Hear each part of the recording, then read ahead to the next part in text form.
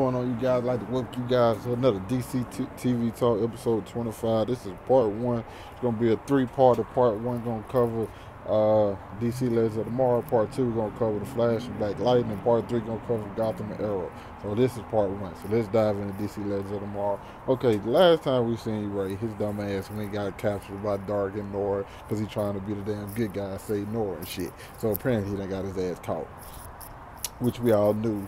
But what we didn't know, he had the goddamn suit in his pocket the whole time. He could have put it on and he could have said, "Hey, you toss me the totem, I'm gonna throw you the antidote to save your daughter." Boom, there we go. With the suit on, just in case they try some shit, he might could have got a little blast off. Even though Dark goddamn force power is amazing, which he doesn't use all the time for some reason. I don't know. Either way it go, they have to go back in time to stop young Damien Dark from assassinating some guy who knows something about fusion reaction or some kind of power. I don't know, something that could have saved like the world in energy, but like it would have killed the oil business, and people didn't want that to happen. So some high, how it probably is in like the world today. You know what I'm saying? They probably got stuff to where we can have a substitution action for like gas and stuff like that, but not gonna get into all that. Either way, Dark is having these problems with his daughter. So he's like, you know what? I'm going to trust you, baby girl. I'm going to send you back by yourself. They end up going. Her goddamn powers didn't work because of damn magic shit. And also the totem don't work for her because it's not originally hers. And the only time it will actually work for her is if she's using it for something that actually means something to her. You know, she can't just the totem can't just be passed in about it. They just use it all willy-nilly. You get what I'm saying, people? Got to actually be not meant for it, but you know what I'm saying? You have to really need it, you know, basically. So we just like it with the legends, the plan goes to shit. They now young Damien Dark after their ass trying to kill them because they took what he needed.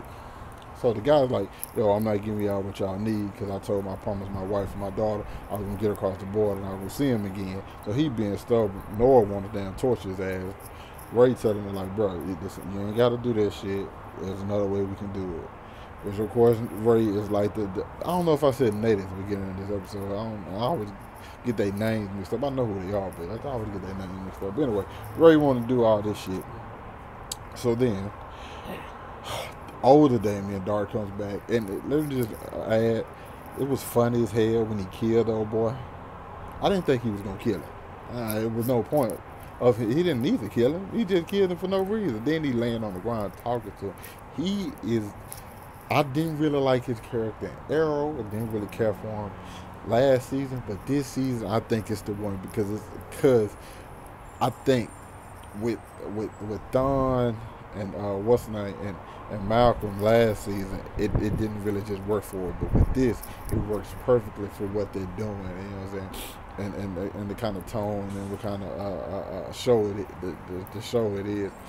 So it really works. So either way it go, he's trying to get close to his daughter. She's not really enjoying it. They're having their father's daughter discuss things. Also, we have Amaya Izari up in like the world in between worlds because they know, and we found out like there are people, the original six holders of the totems had them in order to stop Malice, and they trapped Malice.